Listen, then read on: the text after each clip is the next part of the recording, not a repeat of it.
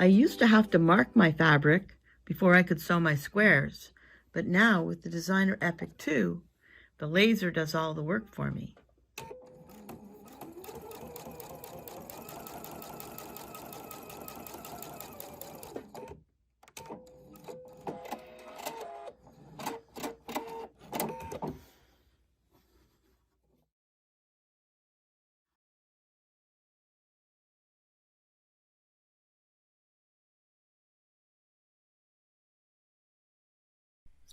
I always use the P-foot that comes with many Husqvarna Viking machines.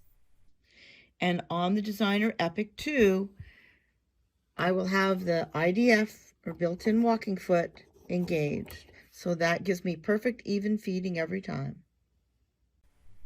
Did you know we have a new Epic 95Q, which is the sewing-only version of the Designer Epic 2? It has the same laser feature and built-in walking foot, the IDF, as the original Designer Epic 2 does. So make sure to check it out if you're interested in a sewing-only version of the Epic 2.